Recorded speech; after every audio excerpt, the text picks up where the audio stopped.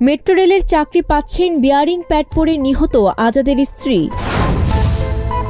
MP ও শিক্ষকদের সর্বোচ্চ বেতন 1,56,000, সর্বনিম্ন 30,000। নির্বাচনের আগে গণভোট কোনোভাবেই মানবে না বিএনপি, বলেছেন মির্জা ফখরুল। নভেম্বরের মধ্যেই গণভোট চায় জামাত সহ 8 দল। কাবিননামায় সই করেছেন, না বলার সুযোগ নেই, বলেছেন বিএনপিকে পাটোয়ারি। 2034 সালের মধ্যে $1 ট্রিলিয়ন অর্থনীতি গড়বে বিএনপি, বলেছেন তারেক রহমান। আওয়ামী লীগকে নির্বাচন করতে না দিলে সমর্থকরা ভোট বয়কট করবে, বলেছেন রয়টার্সকে শেখ হাসিনা।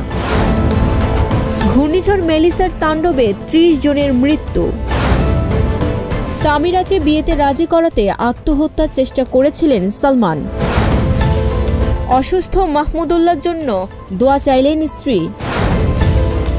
কাঠবাদাম vitamin E, calcium, phosphorus, zinc ও ম্যাগনেসিয়াম সমৃদ্ধ। নিয়মিত খেলে শ্বাসতন্ত্র, হৃদযন্ত্র সুস্থ থাকে, রক্ত স্বল্পতা কমে এবং মস্তিষ্কের কার্যক্ষমতা বৃদ্ধি পায়। প্রতিদিন 4 থেকে 6টি ভেজানো বাদাম খেলে আলঝেইমারের ঝুঁকি কমে।